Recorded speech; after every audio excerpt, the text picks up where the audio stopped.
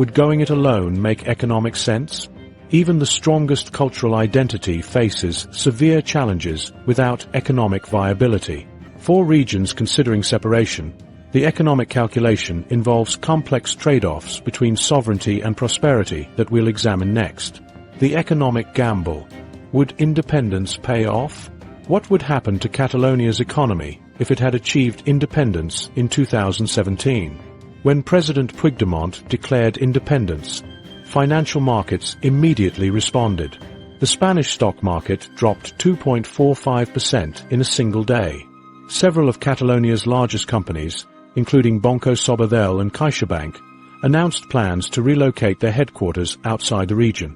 This immediate economic reaction highlights the central tension in separatist economics, the promise of greater control over resources versus the potential for significant economic disruption. Economic self-determination serves as a powerful motivator for many independence movements. Regions like Catalonia, Scotland, and Flanders in Belgium point to their economic strength relative to their parent countries as justification for independence. These regions often argue that they contribute more in taxes than they receive in public services and investment, creating a sense of economic grievance that fuels separatist sentiment. Catalonia represents Spain's economic powerhouse, generating approximately 20% of Spanish GDP while containing just 16% of the population. The region accounts for 25% of Spain's exports and attracts nearly one-third of all foreign investment in the country. For many Catalans, these figures suggest they would be better off controlling their own economic destiny rather than subsidizing poorer Spanish regions. Barcelona economist Jordi Serra calculates that Catalonia transfers between 8 to 10 billion euros annually to other Spanish regions through tax revenue that exceeds public spending in the region. This creates what we call the fiscal deficit, money that leaves our economy and doesn't return, he explains. Over decades, this accumulates to hundreds of billions of euros that could have funded infrastructure, education, and healthcare in Catalonia. However, independence would create immediate economic challenges that might offset these potential gains. The key economic hurdles include trade disruption. Spain represents the destination for roughly 35% of Catalan exports. An independent Catalonia facing trade barriers or temporary exclusion from the European Union would experience significant export disruption. Scotland faces similar challenges, with 60% of its exports going to the rest of the UK compared to just 19% to the EU. The Scottish government's analysis suggests independence could reduce Scotland's GDP by up to 8.7%. Currency complications. Remaining in the Eurozone would provide stability but require EU member states' agreement, including Spain's. Creating a new currency would offer monetary sovereignty but risk depreciation and financial instability. As Maria Puig, owner of a Barcelona textile business, explains, "My company exports across Europe. Currency uncertainty would devastate our operations. Most of our contracts and loans are in euros. Changing currencies would throw all our financial planning into chaos." Banking system challenges. When independence movements gain momentum, capital flight often follows. After the 2017 referendum, more than 7,000 companies moved their legal headquarters from Catalonia. Banking systems depend on central bank support. Without European Central Bank access, Catalan banks would face higher borrowing costs and potential liquidity challenges. National debt division. Catalonia accounts for approximately 19% of Spanish GDP, but would an independent Catalonia assume a corresponding share of Spain's sovereign debt? Negotiations over debt inheritance often become contentious, as seen during Scotland's independence campaign. Public sector transition. New nations must establish government agencies, regulatory bodies, tax collection systems, and border infrastructure. Scotland's government estimated transition costs at approximately €3.2 billion. Creating these institutions would require significant investment during an economically vulnerable period. Despite these challenges, independence proponents argue that long-term benefits would eventually outweigh short-term disruption. They point to small European nations like Denmark, Finland, and Ireland that have prospered through economic policies tailored to their specific needs.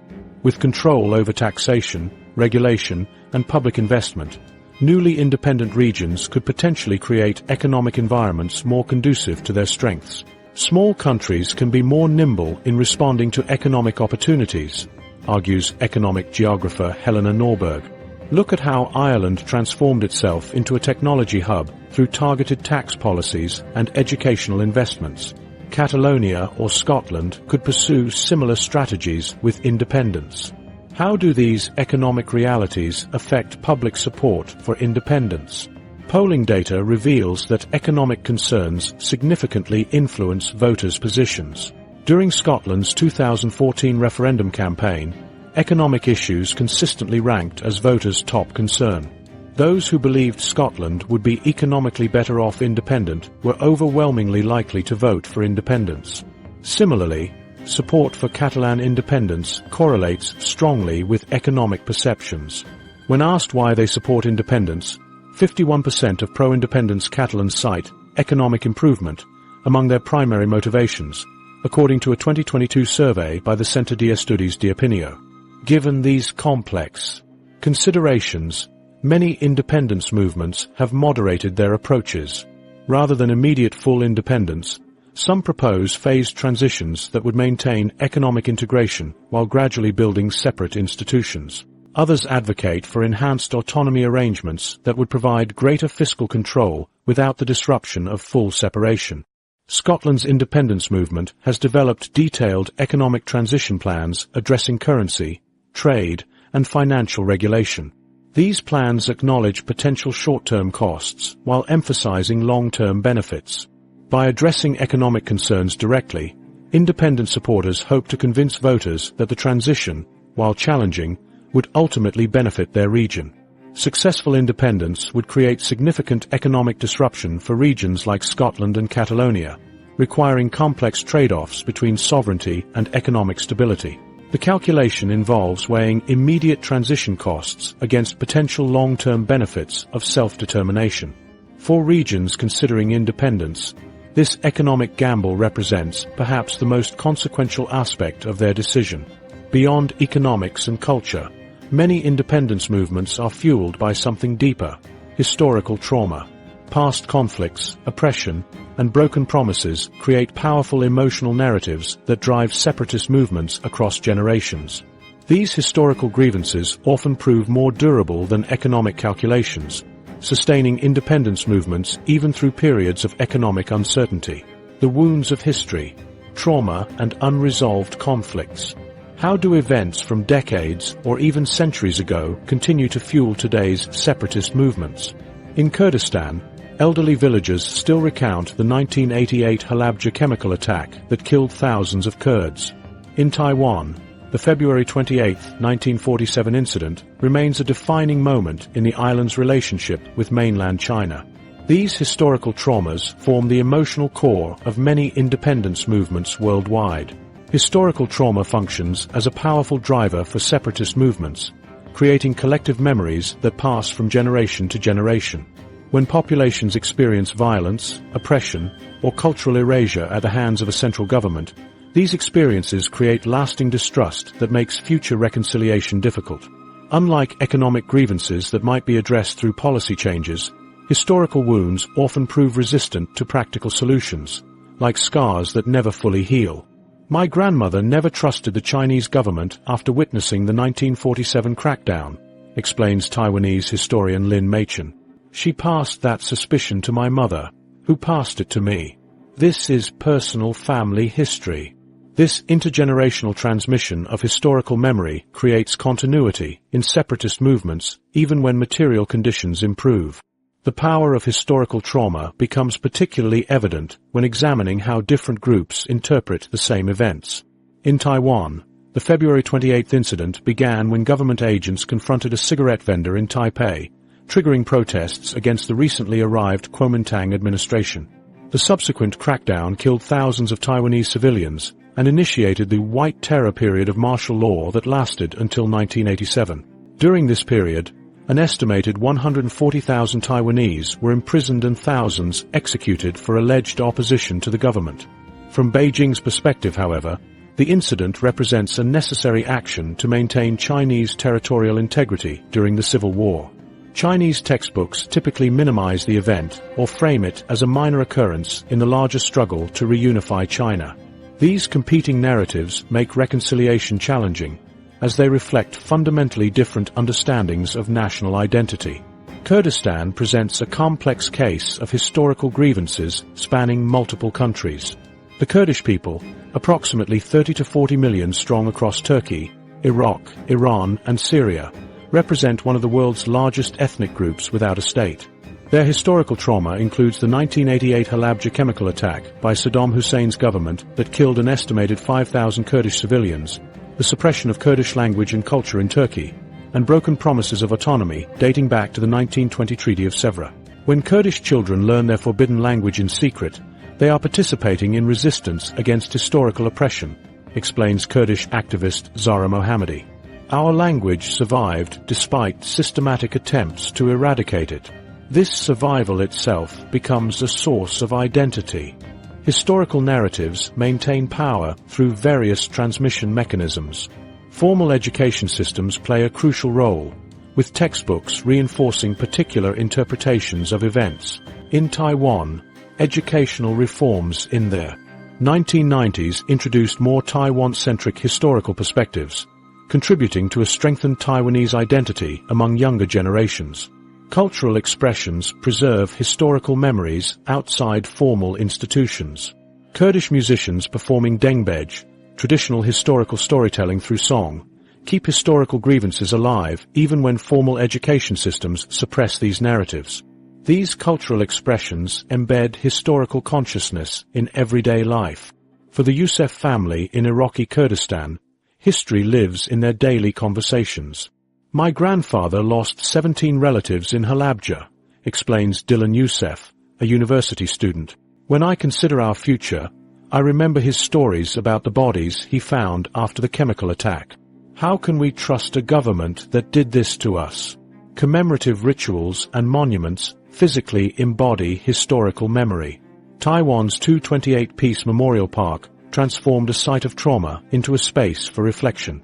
Annual commemorations maintain public awareness while acknowledging progress toward democratic governance. Similarly, Kurdistan region established museums documenting the Anfal genocide, ensuring younger generations understand the historical context of Kurdish autonomy struggles. Family oral histories often prove most powerful in transmitting historical trauma.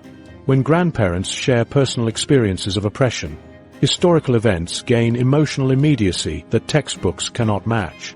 These intimate transmissions create personal connections to collective grievances that sustain separatist movements across generations. Digital technology has transformed how historical narratives spread. Social media platforms allow direct sharing of historical documentation and testimonies that might previously have been suppressed. These technologies enable diaspora communities to participate in collective memory formation despite geographical separation from their homelands. Historical trauma creates several political effects that strengthen separatist movements. It establishes clear boundaries between group identities based on different historical experiences. It generates moral legitimacy for political claims when separatists can point to documented historical injustices. And it creates emotional investment in political outcomes that economic incentives cannot easily overcome.